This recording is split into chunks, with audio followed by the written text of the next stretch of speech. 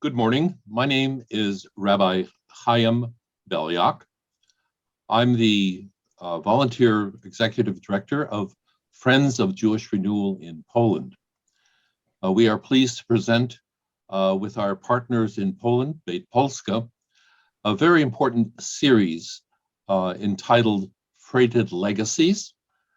This is the 11th program, a very important and exciting program in which we will have a discussion with Professor Lukasz Krzyzanowski. And we are very pleased that he will be our expert, speaking about his book that appeared first in Polish in 2016, and then in English in 2020. You can refer to the website www.jewishrenewalinpoland for a link and a opportunity to acquire the book at a bit of a discount.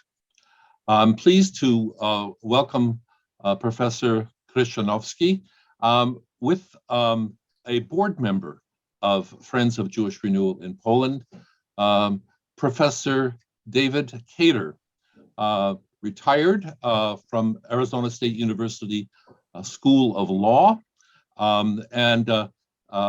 Professor Kater will be co-hosting along with our program director, who is located in Chicago, the largest Polish city in the world, Dominika Zakaszewska. The three of us will be the voices that you hear in English, but you will also, if you are listening, want to choose Polish, and you can do that if that's your language by looking at the bottom of your screen and finding a little globe that has the word interpretation and choosing the language that is the best language for you. One other note on how to manage things is that we will have a period of questions and answers, and we suggest that you use for your questions chat.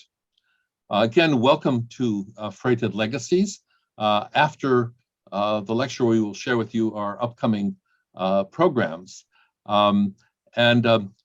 This program today takes place with all of us conscious of the terrible invasion of Ukraine by Russia, and expression of solidarity for the Ukrainian people who are being attacked.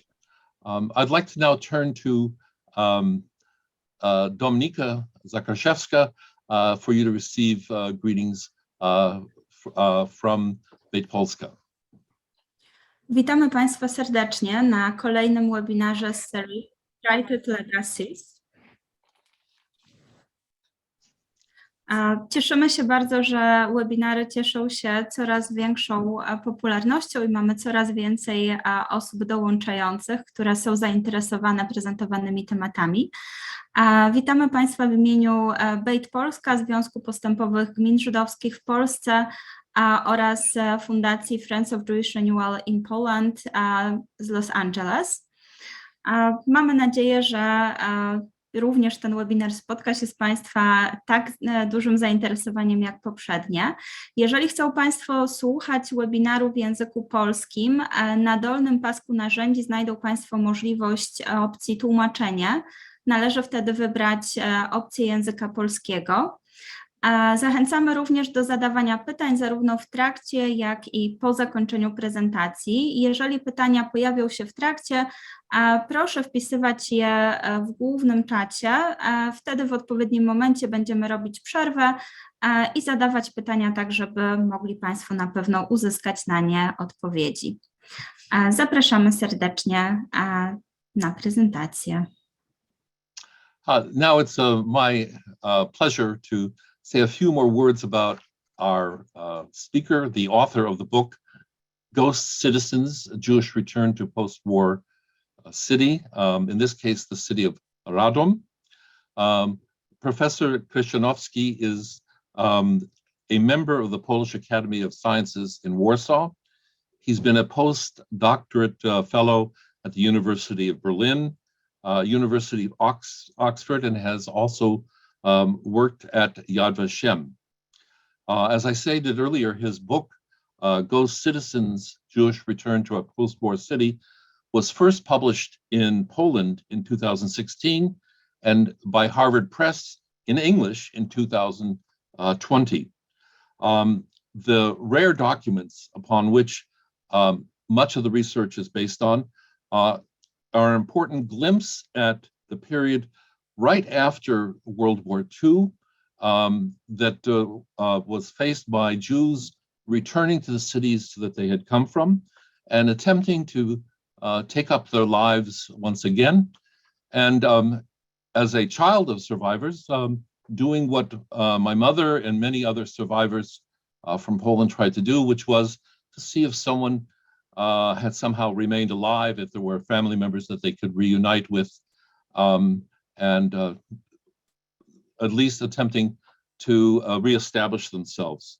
So this is a rare account based on documents, based on the fact that Professor Krzyzanowski is from Radom, and we look forward to his presentation, and then we'll have a response by Professor Kader. Professor Krzyzanowski, welcome to Freighted Legacies. Thank you very much. Thank you very much to Rabbi Beliak and Professor Kader for your very kind invitation. It's a real pleasure and honor to be part of this program and to be able to present my research and the recent book. It is estimated that 425,000 Polish Jews survived the Holocaust, and approximately half of that number attempted to settle in Poland after Second World War. They were returning from Nazi forced labor and concentration camps, from hiding places, and later from the USSR. Many settled in a few Polish big cities, that is Warsaw, Łódź, Krakow, and Western territories, Wrocław, Szczecin, the biggest cities, but also in the surrounding areas. Numerous survivors attempted to return to smaller localities across Poland, to the places that they originated from. After all, the desire to return home is a very natural human emotion. Most of these people were not yet aware of the extent of the destruction of Jewish families and communities. They also did not expect the difficulties and dangers they were about to face upon their return. They were hoping to find surviving relatives. Others desired to start their lives anew in the landscapes with which they were familiar. In 2008, I worked as an assistant researcher for Anne Applebaum, an American journalist and Pulitzer Prize winner. On one of the assignments, I traveled to Radom State Archive, where I discovered a collection of documents created by the District Jewish Committee in that city. Radom is a medium-sized city in central Poland. Like other localities, it witnessed survivors return, or attempts to return, I should rather say, but let's not jump to the very conclusion of this talk. In August 1950, on the 8th anniversary of the deportation of the vast majority of the inhabitants of the two ghettos in the city, the District Jewish Committee and Community of Survivors unveiled a monument. It was the last time in history of the city that the Jewish dwellers of Radom appeared together in public and acted as a community. This monument still marks the space in the city. It stands on the square where the city's synagogue used to be, and which was demolished which survived the war and was demolished only a few years later. The monument is is a reminder of two communities, the one that perished and the one that made the effort to build it, namely the survivors. The latter community is the main focus of my book. Before the war, Radom had a population of around 90,000 inhabitants. It was an industrial city, known primarily for its leather production, but also a state-owned armaments factory and many smaller privately owned factory plants. 1/3 of the population of the city was Jewish. There was a significant, within this 1/3, there was a significant proportion of Orthodox and Hasidic people. Jews were contributing to shaping the city. Jews were on the city council, they were business owners, they were active in trade as elsewhere in pre-war Poland. There was also a Jewish middle class. There were physicians, lawyers, and engineers. Therefore, Jews contributed to the economic, political, and cultural life of the city. They were also discriminated against as elsewhere in Poland, and I would argue that the distance between the Christian majority and Jewish minority increased over the years and turned into a chasm during the World War II. The German occupation of Poland placed Radom in the center of the general government, a semi-colonial political entity.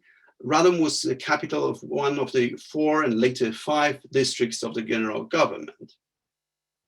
The course of the Holocaust in Radom was very typical for localities that were in the center of the general government. There were 2 Jewish ghettos established in the city in spring of 1941, one in the city center in the area that was even before the war occupied primarily by the Jewish population, and the other one on the outskirts of the city, more both industrial and impoverished area, the more rural area, the suburbs, called Glinice. The conditions in those 2 ghettos were very difficult and increasingly deteriorating, but they were not as terrible as in the Warsaw ghetto. The 2 ghettos were liquidated in 2 extremely brutal deportation actions in August 1942. The majority of Radom Jews was murdered in the Treblinka death camp. After that summer, the summer of 1942, only a few Jews remained in the city, and these were the slave workers in the camp attached to the armaments factory. The city was liberated by the Red Army in January 1945. First survivors were emerging in the city just hours or days after the liberation. A few weeks after the liberation, almost 300 Jewish survivors registered in the city. They immediately started to organize themselves. They created a Jewish committee, an institution.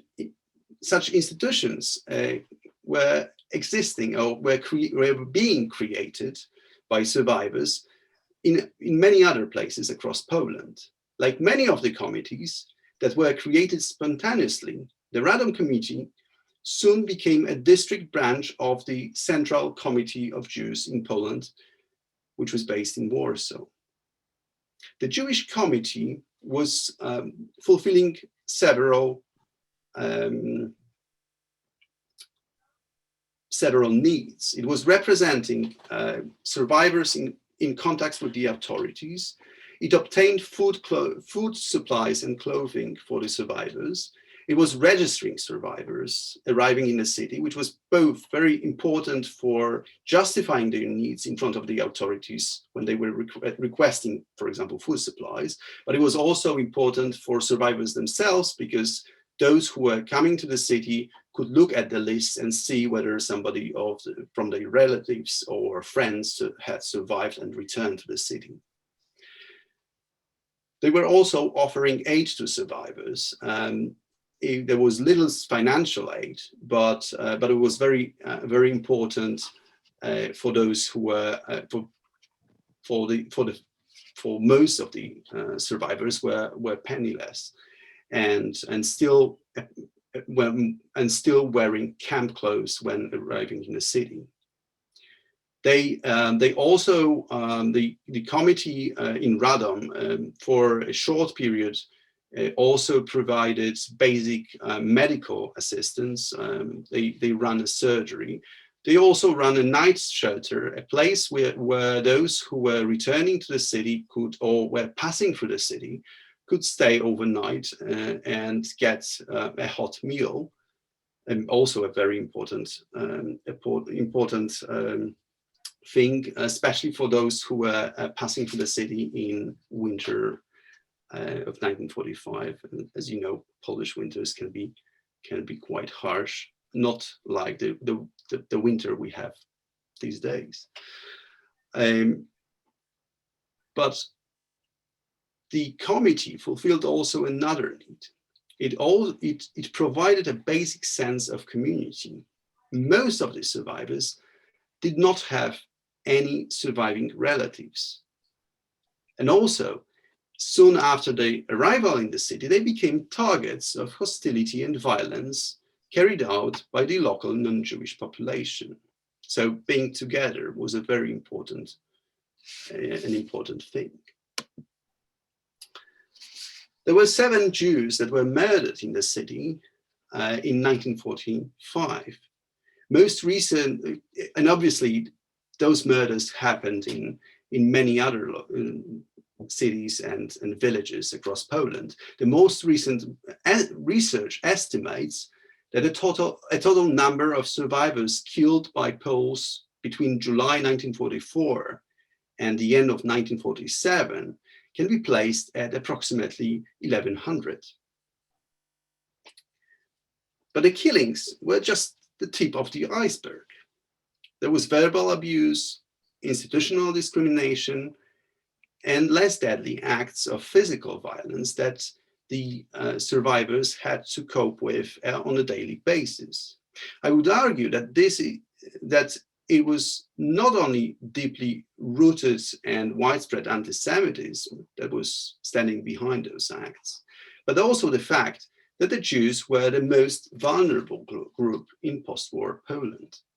They paid a high price for the communist regime's struggle to obtain legitimacy among masses of Polish society, in which anti-Semitic resentments were common. In other words, the communists were reluctant to provide sufficient protection for the Jewish minority, because they knew that then once they start protecting Jews, they will be dubbed as Jewish authorities, not Polish authorities, and the communists obviously wanted to be recognized by the majority of the country's population as Polish authorities. Between 1945 and 1949, the District Jewish Committee in Radom registered nearly 1,800 survivors. The number of survivors actually residing in the city, however, at any given time after the war, did not exceed a few hundred. It was a community on the move, which was very typical for entire population of Poland in the immediate aftermath of the Second World War, but it's even more true for the Jewish survivors. The community of survivors in Radom was most numerous in the summer of 1945. The murder of 4 survivors that took place in August 1945 triggered the biggest wave of Jewish departures from the city. And this facilitates the argument, this fact facilitates the argument that locally perpetrated violence played an important role in people's decisions to leave. contrary to what many people think, that the Kielce pogrom was the single event that pushed most of the Jews out from Poland. From Radom, when the Kielce pogrom of July 1946 took place, there was hardly anyone to leave Radom, because there were very few Jews living in the city at the time. Most of them left the city in the summer of 1945. Nevertheless, some survivors decided to stay despite the violence and difficult conditions of life. They formed a community that was very different from those that existed in big Polish cities or in Western territories.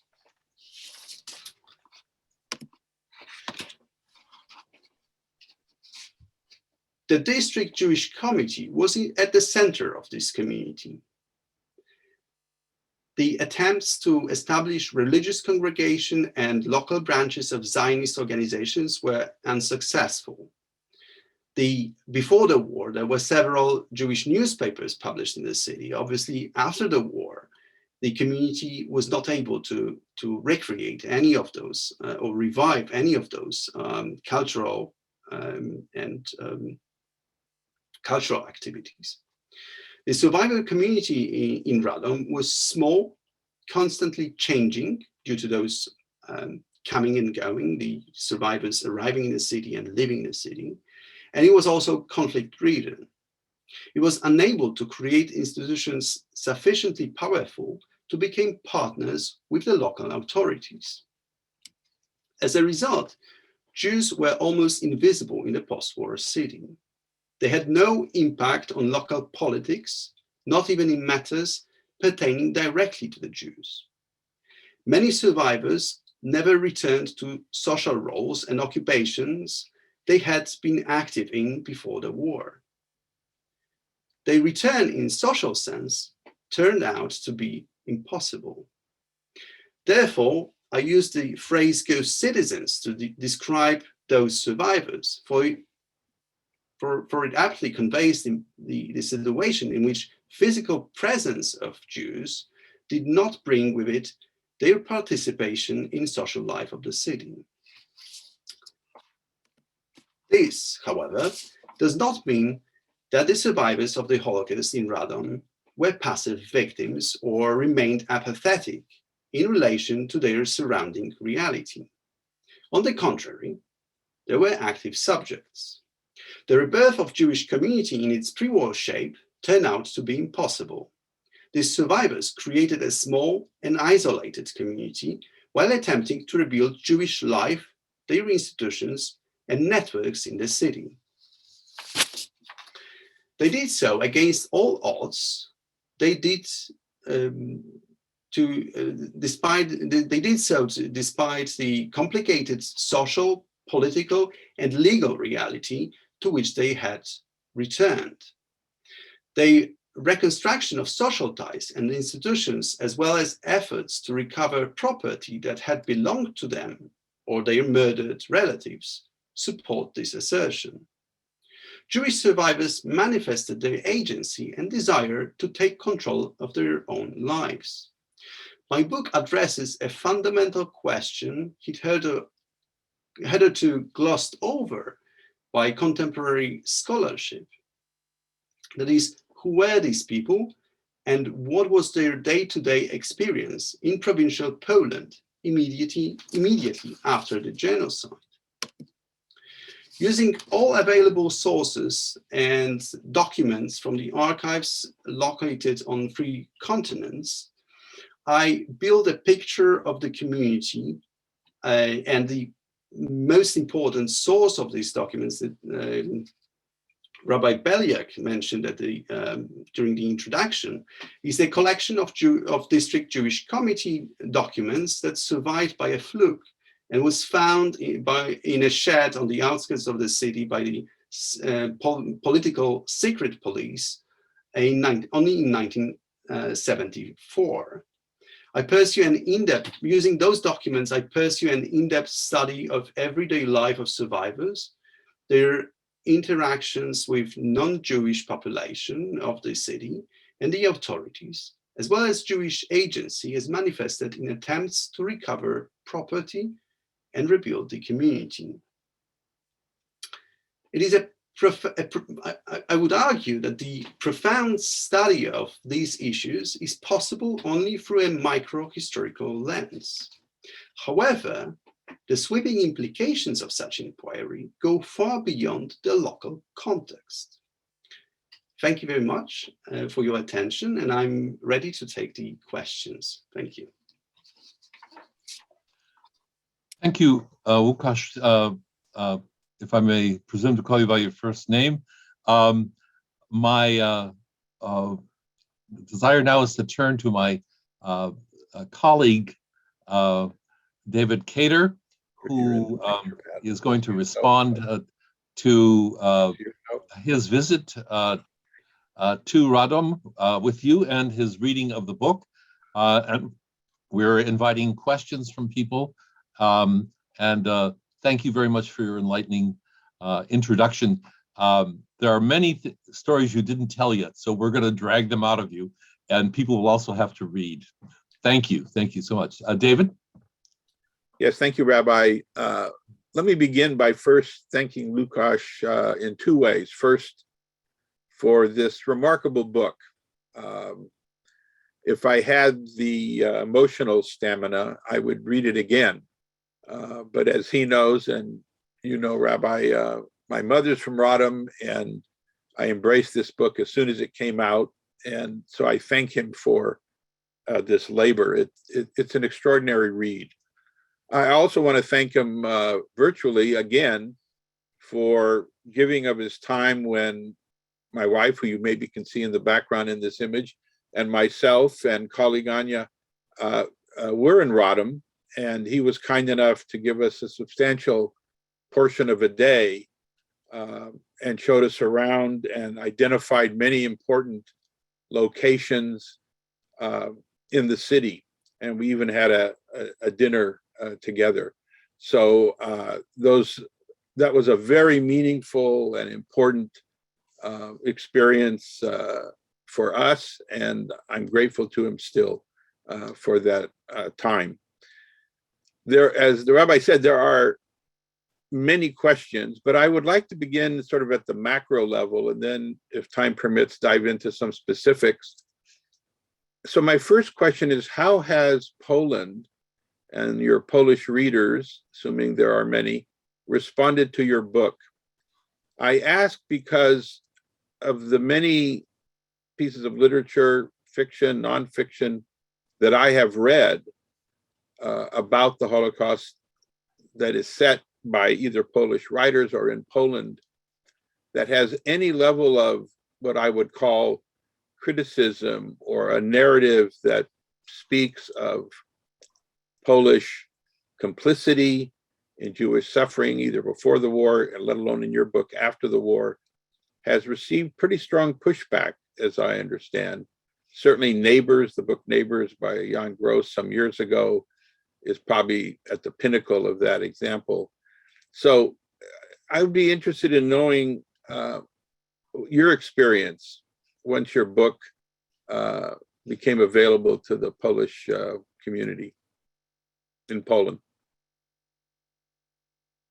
Thank you. Thank you very much for this question. As it was mentioned at the beginning, the first edition of the book in Polish was published in 2016, and I must say that the reception was pretty good. It was well reviewed in various newspapers and journals. It received also two important prizes. One was an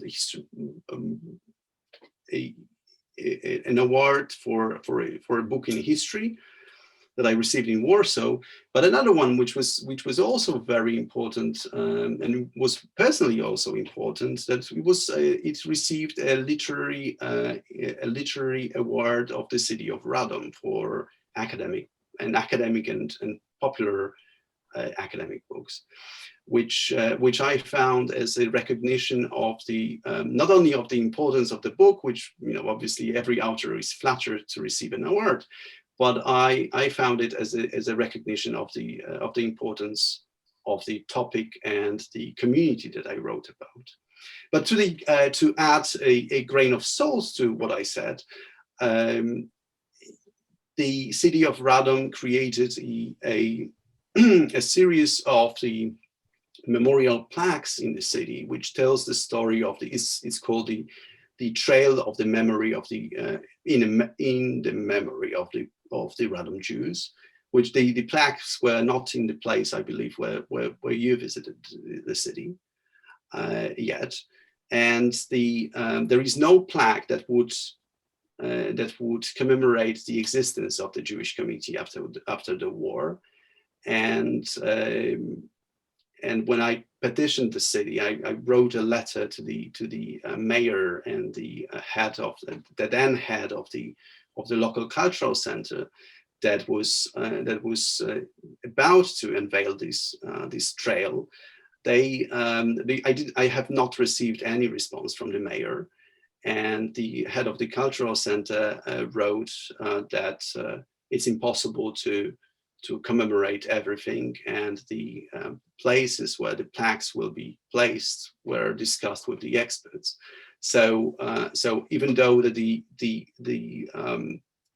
place and the building that was at the center of the Jewish survivor community for almost 5 years in the city after the war is not commemorated, and there is absolutely no mentioning of this committee. Permit me to follow up sort of at the other end of my range of questions without, the rabbi will tell me if I'm taking too much time. Right ahead. One of the most powerful moments in our visit with you, and it was in your second image, I believe, that you showed us in your talk, was of the area that used to be the synagogue. Mm-hmm. And what was striking, other than the erosion of the monument by weathering over the many years since it was built in the 40s, was the fact that it's still sort of an empty space. And so my question is, what is the status, if you know, of that particular piece of land? Who owns it? Is there any movement to do anything with it? Not to mention the large structure on the central square, which we walked by, which we have, through the archives, have determined where my mother actually was in right during the ghetto period, at least. So I'm curious about these structures, that building, for example, and where the synagogue used to be, that remains, what to say, seemingly untouched for some 70 years. And so I'm curious, and there are other structures you showed us that had similar abeyance.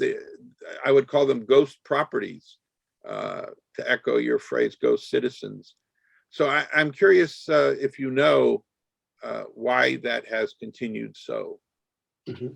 I just realized I would like to add something to my previous answer, is that I think one of the reasons why the book was pretty well received and even reviewed it got a very positive review from a moderately right-wing Catholic weekly.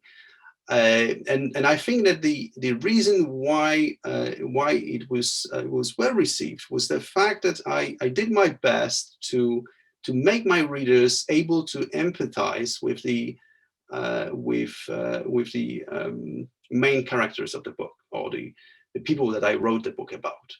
So and I think that's the key issue to make people think about the history of the Holocaust here in Poland. And I use it very often when I work with the students, that once you feel empathetic to the people you study, it's much more difficult to reject their experience, even if this experience shows your own group in a very difficult light, or in a very, very dark light, I would say, or dark, places it in a dark position. The square where the monument was is taken care of by the city, and I think it looks a little bit better than when we visited it, because the city rearranged the square and did some maintenance work on the monument itself. I just applied paint on the railings, but it's true that the vicinity of the monument is surrounded by ruins, and the reason why is that as you know, but people in the public may not know it. The place where the synagogue used to be and where the monument is now was at the heart of the main Radom ghetto. And as I said during my talk, this large Radom ghetto was created in the area that was populated before the war, even before the war, was populated primarily by the Jewish population, and so were the owners of these houses. They were Jewish, and most of them did not survive the war.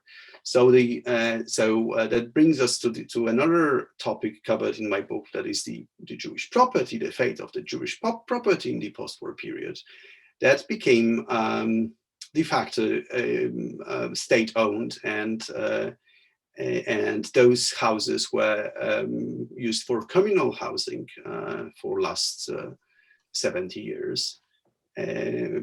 And nobody really took care of those houses, and to the extent that some of the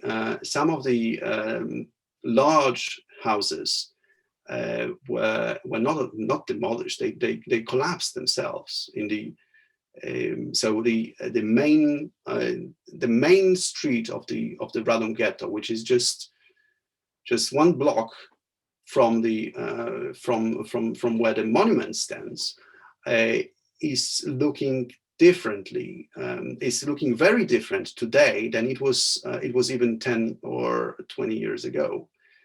And definitely, if you look at I looked a couple of days ago, I looked at the pictures. I looked at with my students at the pictures of those streets, the main street of the ghetto, and then I looked at the pictures that were taken in 1960s. Half of these buildings does not exist anymore, and another half of the existing half is in a state that's without any maintenance, it will collapse within the next 10 years. So that's and obviously, and it happens in many Polish cities. The areas of the former ghettos were populated with people who were often impoverished,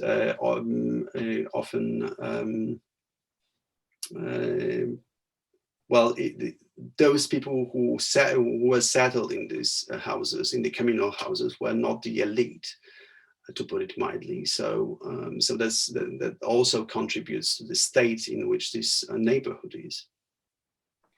You know, it also occurs to me in your book, while it is heavily devoted to careful archival work, very granular, extraordinary, actually, in my view.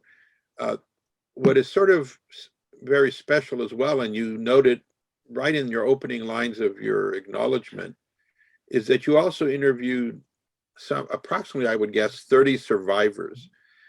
And you know better than I, I'm sure, how problematic, at least in historiography and scholarship, it is to capture historical events by such interviews given issues of memory and so forth and so on.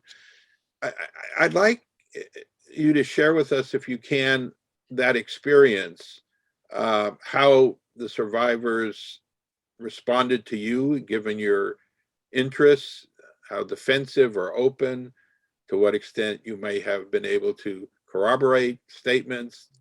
And I don't, by this question, want to diminish the importance of the survivor testimonies, as more and more survivors, as you know, leave us. But it's an extraordinary part of the book, and it's one of the aspects of the book that I was very impressed by, that you made the effort to find survivors and talk to them, some in person, some by phone, as I understand it. But your experience in doing that and how it affected your work, because you mentioned in your earlier response how you sought to humanize the community that returned to Radom. And I wonder how much this interview process helped you in that regard.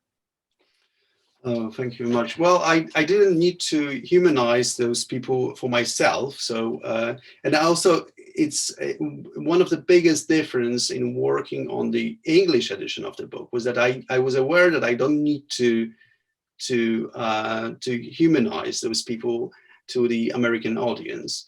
And I see that on the chat, Chuck Fishman, whose photos I admire, mentions the book Anton the Dove Fancier by Bernard Gottfried, whose photograph, who was a professional photographer, whose photograph just you can see at the corner of the screen. It's in my studio, and who was one of the survivors I interviewed. And actually, it's the fact that Bernard's photograph or photograph by him is hanging on the wall of my studio is telling about the approach or the attitude of the survivor. Most of the survivors that I was able to access. As you know, the book is not based on the interviews. The interviews were very important for the creation of this book, and were very important for myself and for understanding the documents and the reality about which I was learning when I was going through the archival sources.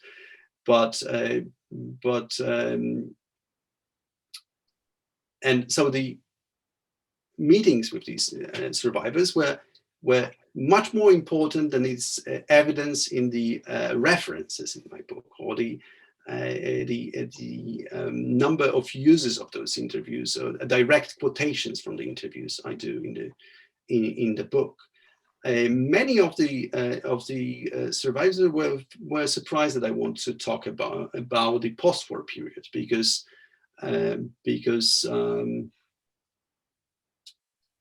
quite a number of those people were already used to talking and telling people about their wartime experience. And the post-war period for many of them was just the post-war period in Poland was just a sort of interlanding between the Holocaust and the real life they got somewhere else than in Poland after they emigrated from Poland. Because most of those people I interviewed in, I actually wonder whether I met anyone. I think maybe I interviewed one or two people in Poland, but most of them I interviewed in Israel, in the United States, in France, in Canada, in many different countries, but not in Poland. So for them, coming back to this 1945, 1946 was a strange. I believe it was a strange exercise, because they were from Radom, and they knew when I introduced myself that I was born in Radom. I don't live there for the most of my life. I don't live there. But the first, until I was, late teenage years, I was living in Radom. So they immediately asked me about the the high school that I graduated from. And Radom has a few high schools that are, the creation of those high schools dates back to the interwar period, or even earlier. And unfortunately, I didn't graduate from any of these high schools, but my brother and my father and my grandfather graduated from those schools. So the a short question about which high school I graduated from, I turned into telling a brief story of my family education, because I knew I cannot legitimize myself by telling the name of the school that I myself graduated from. I met with one refusal to be interviewed, and I don't really know the reasons. I met with the person later, because the person, so it was finding contacts with these people was sometimes difficult. Sometimes it was what sociologists would call a snowball sample. So I was finding one person and then they were calling the other people. So this person that refused the interview did not have contact to me because they refused, so we didn't exchange contacts.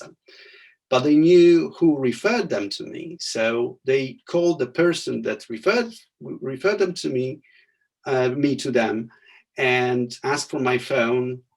And a week or 2 weeks later, I received a phone call inviting me to telling that, you know, I think I did a mistake. I want to be interviewed, and we met. I don't know what was the reason for the initial refusal, but the person allowed to be interviewed. There was also another person that in Canada that that I wanted to interview. The person said that she really wants to meet with me because I was recommended. Or I was a graduate at the time. I was a graduate student of someone she knew from early life. But she said, when we were fixing the meeting, she said that, you know, you won't ask any question. I don't want to talk about it. I just want to meet with you. And then we started having a very nice lunch. And she said that she feels comfortable, ask questions, and so we talked. Obviously, there was no time and no space for taking out a voice recorder and recording the talk. So I did my best to write down everything immediately after I left the house, but. But those meetings were important, and I'm very grateful I started my research at a time when they were possible, because I believe that today it would be very difficult. I occasionally meet survivors, but as you know, this group is the number of people in this group decreases very rapidly these years. Well, thank you, Lukasz. I know I could take up the rest of our time together, but I mustn't, because I know there are many questions on the chat and others would like to ask you. So I will voluntarily, against my preference and desire, stop asking you questions. But again, thank you for all that you've done on this project and for giving your time with us today. And if I could just add one other thought, one of the remarkable things about the book for me is we use the word survivor a lot, but there's a sense of agency among a large population of Jews that remained in Radom, created that district Jewish committee, tried to set up that memorial. All of that labor, even in the best of circumstances, is difficult. And in that circumstance, seems to me almost impossible. So thank you for that, for underscoring the feature of agency, of self-reliance and the rest beyond survivorship. And thank you so much once again. And I hope we will meet in person and not just virtually sometime in the future. Thank you, Rabbi. Thank you. Let me thank you, David. Your last remark and the question that Lukasz was answering is echoed in the question that is being asked by a scholar of Yiddish theater, Nama Sandro, who says, how do you explain the survivors who stuck it out and stayed in Radom? And in this instance, Lukasz, I want to refer to one of the pictures you showed us, and actually complain that you didn't show us the other picture of the Passover Seder, which is on page 128 of your book, where you see a very bare bones a gathering of people at Seder, and you in the text point out the people in military uniforms wearing the various campaign ribbons. And I think that that is part of the story of who was in Radom, why did they come back, what were they attempting to do? Please, if you could respond. Thank you. Well, I think if I understand the question correctly, this is more about those who decided to stay for longer time than just while passing through the city. And the picture of the Seder that I showed, and the other, which is in the book, is a series of two photos taken by the same person. The difference is only that some of the soldiers sit in the different places, and on one photo they have their headwear, and on the other hand they don't. But it's the same, roughly, basically the same picture. Was taken on Seder in 1945. So most of those people are. It's the moment when the community was still growing. And some of those soldiers, as I tried to figure out who took this picture, it turned out that the original of this picture is in the Yad Vashem archive, and it's the collection of somebody who came from Przasnysz, a city which is nowhere near Radom, but the person was a soldier. And he was apparently he was stationed or in the city, or was passing through the city at the moment the Seder took place, and he participated, and he took those two pictures in Radom. And those two pictures are, there is a collection of photos that he took on his way to Przasnysz, and these are the only photos he took in Radom. So this is although it's a very nice picture showing many people, it's not a picture of the we would say a core of the community, of those who stayed, or even those that stayed after the killings took place in 1945. And those who stayed, regardless of the violence and the threats that they were receiving, the difficulties and the discrimination that they were facing, were, it won't be an exaggeration to say that 99% of those people were somehow connected to Radom before the war. They were either born in Radom or they lived in Radom before the war.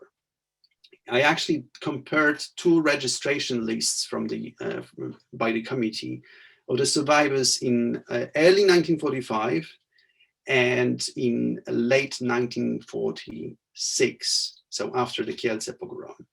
And obviously you can see there are two very visible processes when you compare those lists. One is the fact that most of the survivors are driven out of the city, which I already addressed in my talk. And another change is that in the early 1945, those who are in Radom are originating from many places.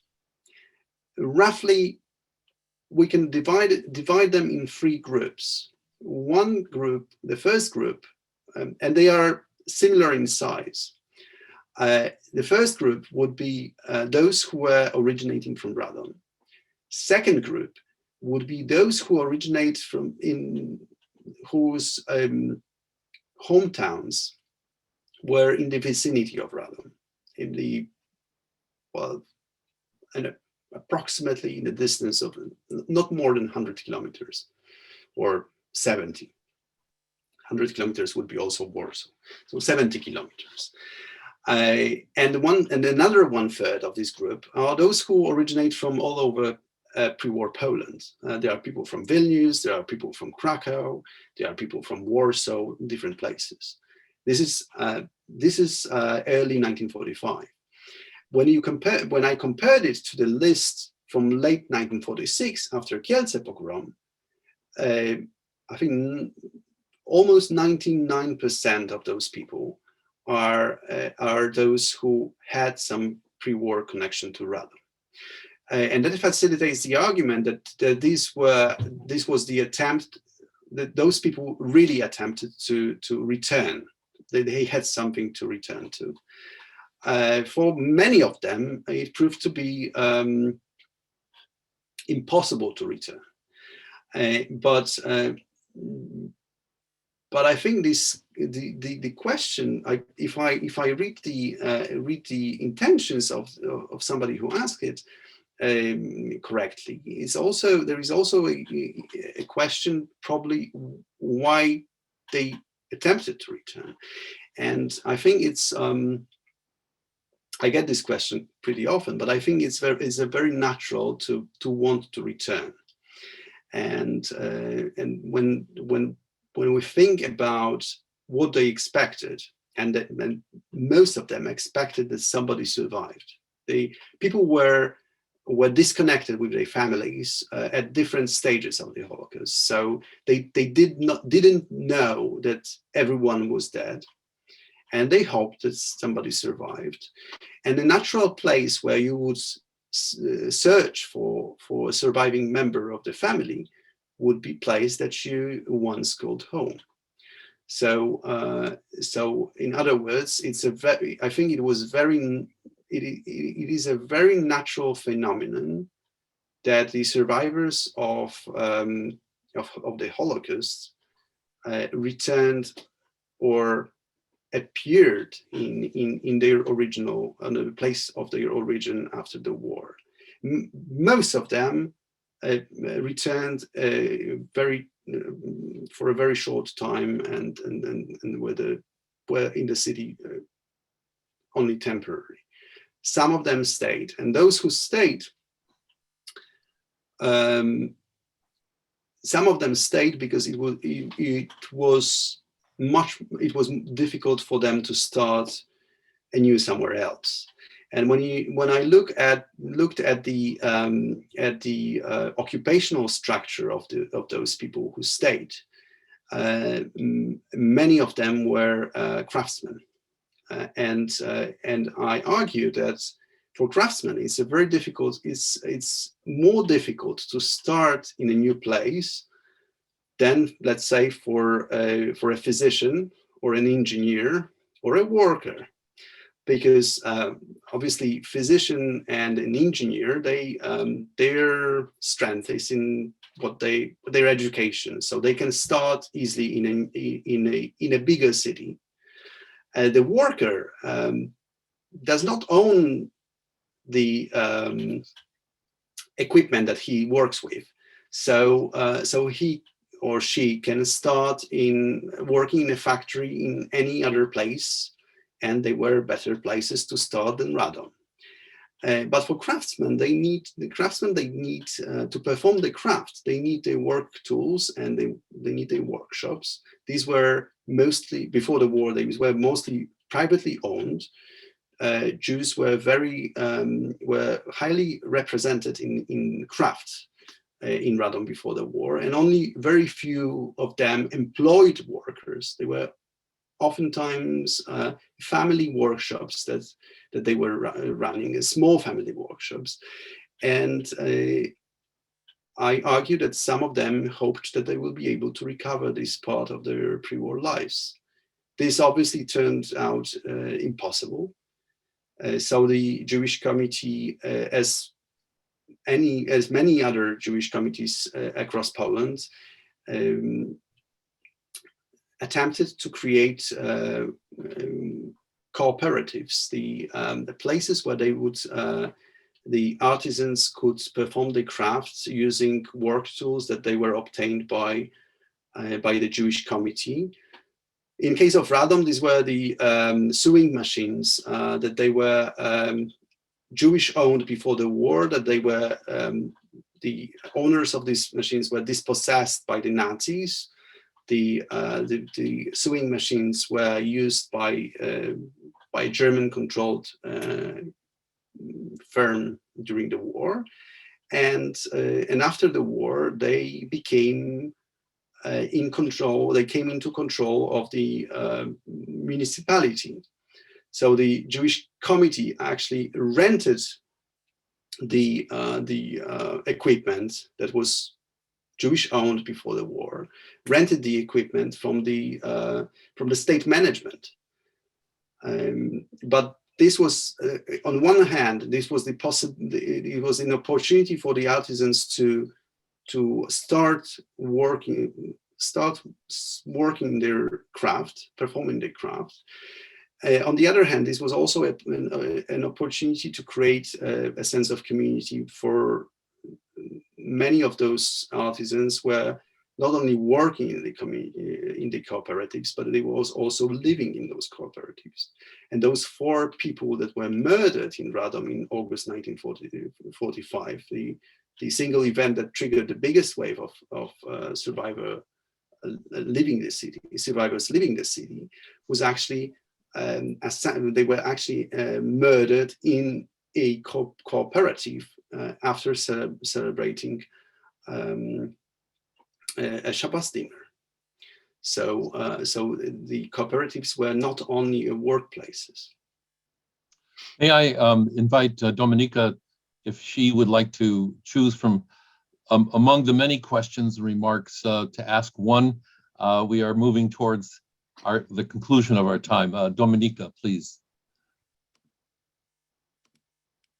Oh, there was a lot of interesting question asked, and the one that I'm actually wondering the most is, and which was repeated a few times in the comments, was why actually people decided to come back. What was so important for them that they decided to risk and to come back to the place that seemed not to be so secure at that time? Why this kind of a choice? Mm-hmm. I think, well, partly we are still, going around the similar question here. But I will try to approach it from a different angle. First, it was not safe for the Jews in any place in Poland, at least not in the parts that were in Poland before the war, because the area which was safer were the lands that the Western territories that Poland obtained only after the war, that had belonged to Germany before 1945. And the reason why it was safer there is there are multiple reasons. One is that it was everyone there was new. There was also no question of Jewish property, or not. The question of Jewish property was different in those lands, because obviously there were Jewish-owned properties before the war in these areas, but they were owned by German Jews, not Polish Jews. So any Polish citizens that was showing up in those Western lands in 1945, 1946 was new to the land, and this is one of the reasons why there were so big communities in these areas. So I think this deals with the part of the question why they returned, even though it was dangerous. So anywhere in this part of Poland, in central Poland, was dangerous for them. Obviously, the smaller localities were more dangerous than the big cities. But if you or your parents or siblings owned a property in the city, and you wanted to recover it, it was much better if you showed up in the city. There was a procedure of doing it through representatives or lawyers who were residing in Radom, but it was more difficult, more time and cost consuming. So some of those people showed up to claim their property, and many of them did claim. Some of them recovered, and virtually all of those who recovered immediately sold the properties to non-Jews. So, and that this is another argument of my book, that even if the Jews were recovering the properties after the war, it still remained in the possession in non-Jewish hands, because it was immediately sold, because it was dangerous and the survivors did not want to live in Radom. They wanted to emigrate, and they needed money. So this is another reason why they returned.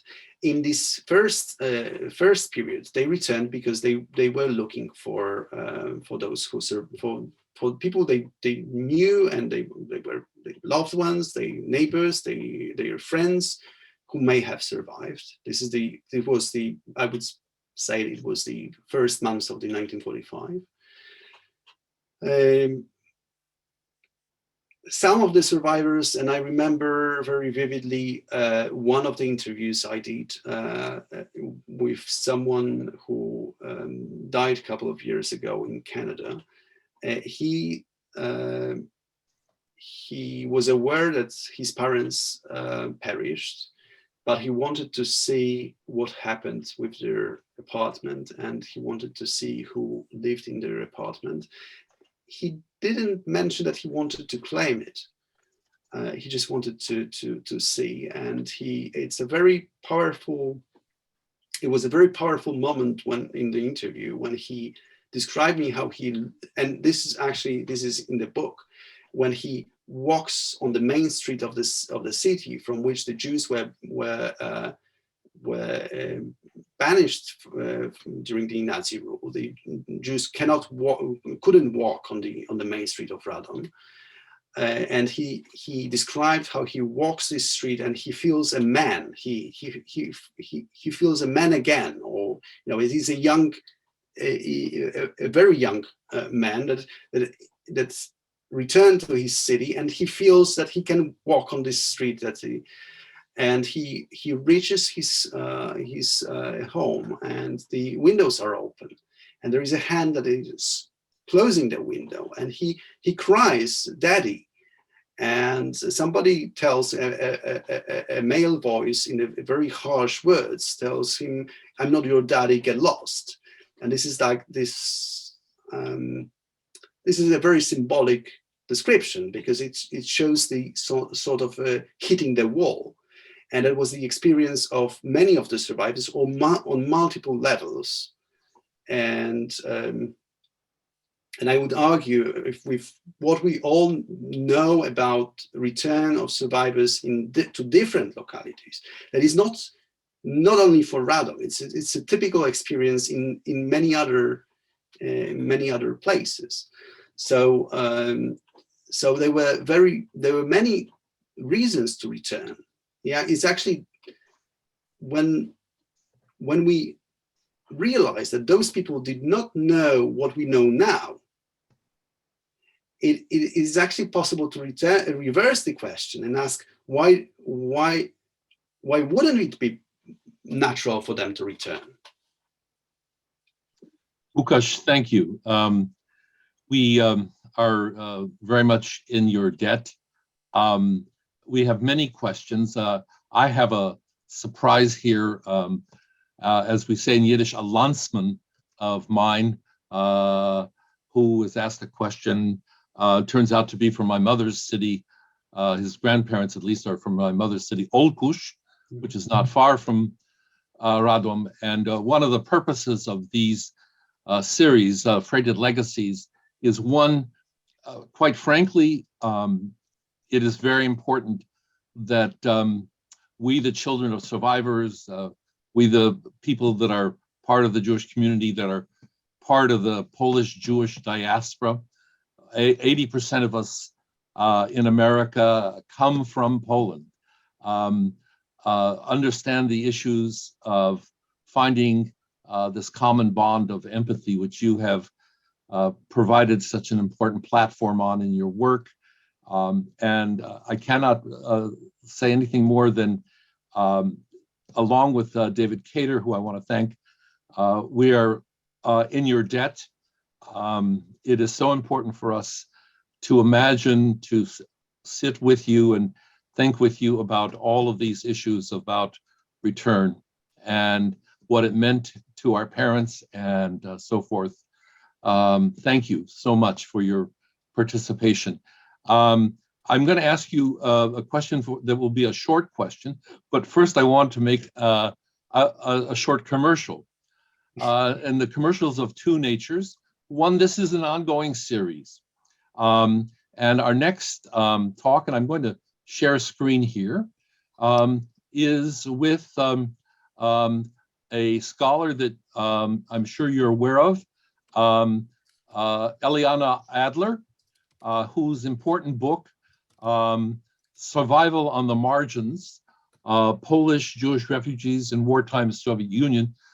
This is a book about at least half of the people that came back through Poland and who came to Radom and many other places searching for family. And that will be our program on March 20th. And we invite people to register. You can do that there. And we look forward to that. And I want to just scroll down to share with you the next program, which will be April 10th. While we're interested in history and while we think history is very important, there was a culture that Jews shared, Polish Jews shared with Catholic Jews, and that was in part in music. And Neil Brostoff will be sharing with us some of the art music of the 18th, 19th, and 20th century, created by Jews that is part of the culture of the world, part of the culture of Poland. And finally, the program that is not listed, and I'm going to stop sharing just for a moment, is that we're going to have a program at that in May with another colleague of yours, Natalia Alexian. And all these questions that we've asked and many more are going to be answered fully in the next 2, 3 to 10 years. We have enough material and we have enough interest. Thank you again, Lukasz, for your participation. I do want to make mention of the fact that Bet Polska and Friends of Jewish Renewal in Poland could benefit from your support. You're sharing the information about the programs we are doing with people. We are in the midst of organizing an effort to receive people coming from Ukraine, and we will have information to people about our efforts to offer help to those people who've made their way to Poland. Please go to our website and get on the mailing list so that we're able to share with you. There's a Bet Polska website in Polish. There's a Friends of Jewish Renewal in Poland website in English, and we are happy to, as Dominika is suggesting, make sure that the questions that didn't get addressed you can address them directly to Lukasz, who's kindly agreed to share those answers. I want to thank Lukasz once again. I want to thank our translators, the chairman of our group, Marek Józowski, our coordinator, Dr. Zakrzewska, board member, David Cater, Marzena Szymanska, our translator. And we wish you a good day, and we pray for peace. Thank you. Thank you very much.